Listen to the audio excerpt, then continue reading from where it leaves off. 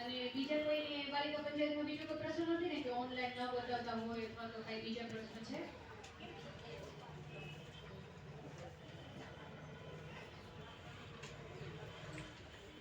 ઠીક છે, તો કઈ પ્રશ્ન લાગતા નથી અને કોઈ પ્રશ્ન હોય તો પાછા કહેજો કેમ કે આપણે અત્યારે અમે તમારી સાથે છીએ અને જે કંઈ પણ હશે આજે સોલ્વ થઈ જશે. અત્યારે અમે જે બાલિકા પંચાયતની તમારી જે તાલીમ લેવા માટે આવ્યા છે તમને જે માર્ગદર્શિકા આપી છે જે તે સમયે આપણે ફટાફટ બાલિકા પંચાયત બનાવવાનું હતું તમારી ઉપર એટલે તમે ફટાફટ કામગીરી કરી દીધી છે અને ઘણી જગ્યાએ હમણાં અમારી મીટિંગ હતી વિડીયો સાહેબ સાથે,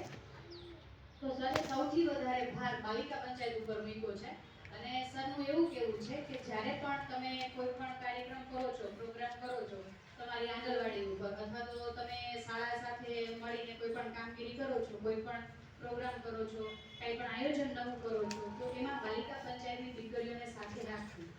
તમારો કંઈક ચોથો મંગળવાર છે એ પૂર્ણાનો હોય છે, પૂર્ણા દિવસ હોય છે ને,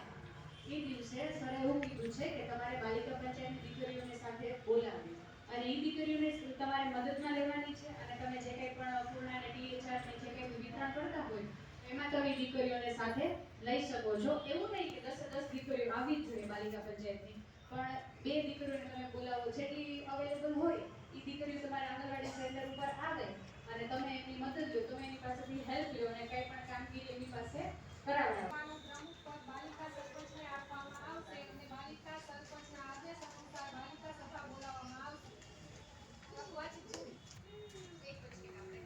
એમાં જે આપણે સરપંચ રેખા છે એ દીકરીને એના પહેલાથી આપણે ઓલી બોલાવવાની થશે બાલિકા સભા અને જો એ દીકરી અવેલેબલ ન હોય તો આપણે એના જે બીજા જે સભ્યો જે છે એમની સાથે રહીને પણ આપણે બાલિકા સભા બોલાવી શકીએ પણ હોય તો એ જગ્યાએ સરપંચને પણ તમે લઈ શકો અને એને સાથે રાખી અને તમે બાલિકા સભા તરફથી જે કંઈ પણ આપણી યોજનાઓ છે મહિલાઓને લગતી, મહિલાઓની કલ્યાણકારી યોજનાઓ છે અથવા તો કિશોરીઓની યોજનાઓ છે અથવા તો જે નાની દીકરી જન્મે છે, નવજાત દીકરીઓની જે યોજના છે, સપોઝ કે વારી દીકરી જે તમે પહેલા મેન્ટેન કરતા અને અત્યારે ચેન્જ થઈ ગયું છે, તો એ બધી દીકરીઓને ખબર હોવી જોઈએ, બાલિકા પંચાયતની દીકરીઓને એ બધી ખબર હોવી જોઈએ કે યોજનાઓ મહિલાઓને લગતી છે, કિશોરીઓને લગતી છે, નાની જે નવજન્મેલ દીકરીઓ છે એને લગતી કઈ કઈ યોજનાઓ છે, આપણા ગામમાં કઈ કઈ યોજનાઓ અત્યારે ચાલી રહી છે, સપોઝ કે એસબીએમ હોય, સ્વચ્છ ભારત મિશન હોય તો એ અંતર્ગત આપણા ગામમાં કોઈ શૌચાલય બનેલા છે કે કેમ, એ બધી માહિતી એમને હોવી જોઈએ.